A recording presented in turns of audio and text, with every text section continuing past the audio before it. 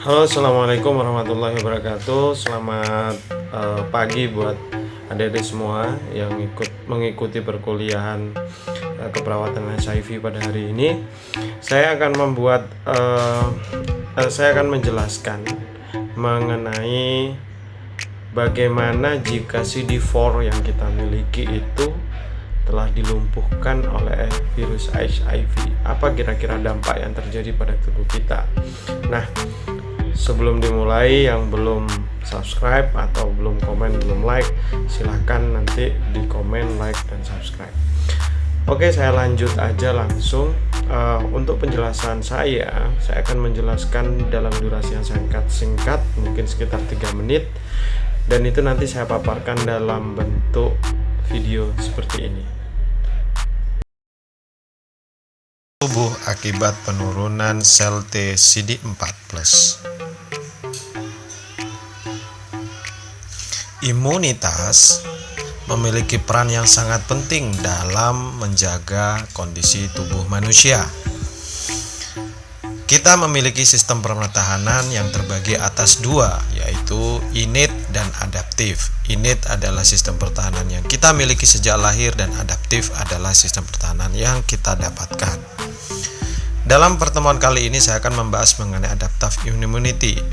Adaptive immunity ini dalam hal ini terdiri atas limfosit T dan limfosit B. Namun pada pokok bahasan ini saya akan lebih fokus membicarakan mengenai limfosit T, karena virus HIV mentargetkan sel T CD4+ sebagai sasaran tembak untuk menghancurkan sistem pertahanan tubuh kita. Virus ini memiliki reseptor GP120 dan GP41, dan sedangkan T limfosit memiliki koreseptor CXCR4. Apa yang terjadi saat tubuh kita telah dilumpuhkan oleh virus HIV? CD4 adalah marker dari T limfocyte. Marker artinya penanda. T limfocyte disebut juga sebagai T helper. Dia memiliki beberapa subset yang akan kita jelaskan. Fungsi dari T helper sendiri adalah membantu B-cell untuk menciptakan antibodi, menginduksi makrofag untuk dapat membunuh patogen, mendatangkan neutrofil, basofil, dan eosinofil menuju area infeksi sehingga dapat terjadi proses inflamasi.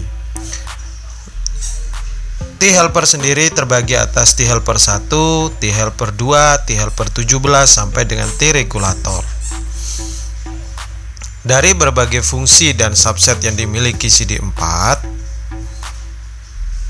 dapat dijelaskan dan dapat dianalogikan.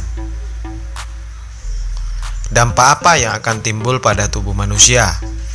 Jika seandainya sel CD4 mengalami kegagalan karena virus HIV, maka yang terjadi adalah kita tidak dapat menciptakan antibodi, makrofag tidak dapat membunuh patogen, dan juga neutrofil dan eosinofil tidak ada yang mengkoordinasi ke area infeksi jika terjadi proses infeksi. Apa yang terjadi secara umum akan memudahkan terjadinya infeksi, dan itu adalah AIDS. Demikian tadi video yang saya janjikan kepada teman-teman mengenai pembelajaran HIV. Nah, sekarang saya akan menambahkan sedikit. Jadi dari yang slide yang sudah saya paparkan tadi di video saya akan sedikit menambahkan mengenai fungsi dari subset dari CD4+.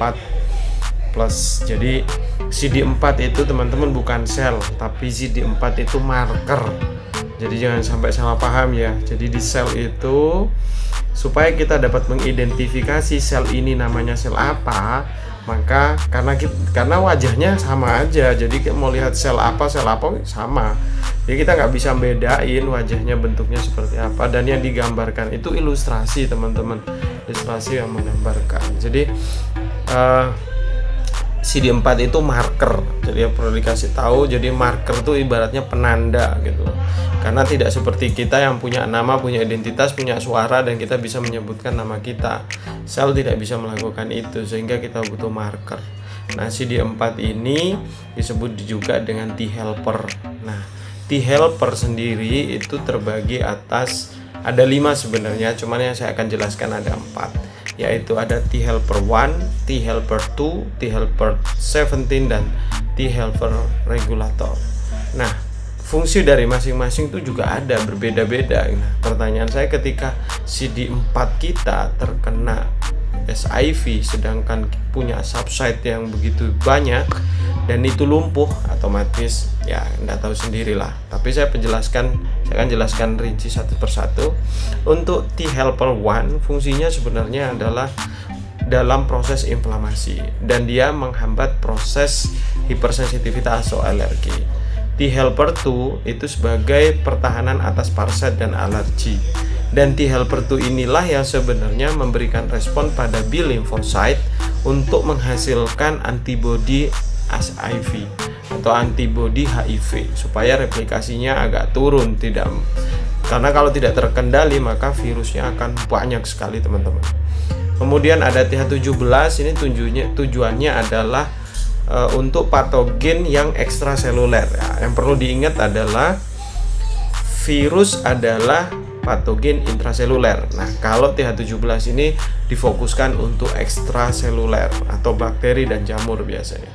Kemudian punya lagi satu TH-reg atau TH regulator. Nah, ini yang unik. Nah, T helper ini memiliki fungsi, kalau teman-teman ingat, kalau virus ketemunya dengan nanti APC akan memaparkan MHC kelas 1, dari MHC kelas 1 akan datang CD8.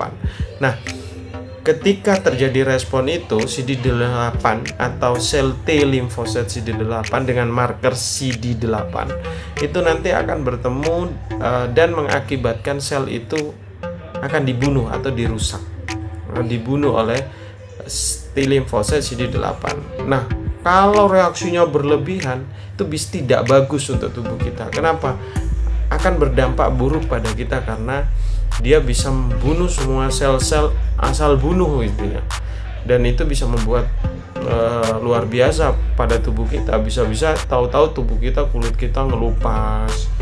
Terus pernah tahu kayak model sindrom Stephen Johnson ya, dari penggunaan antibiotik mengakibatkan alergi, tiba-tiba kayak lukanya kayak kebakar kayak gitu. Itu salah satu bentuk hipersensitivitas, atau bisa dia karena autoimunnya juga, reaksinya berlebihan. Nah, T regulator ini ibaratnya kalau ada, kita punya temen nih, ada maling gitu ya, mau ditangkap tuh dia nembak aja, das gitu. Udah kena kakinya, mau ditembak lagi kepalanya. Nah, T regulator nih datang, udah gitu, nggak usah berlebihan.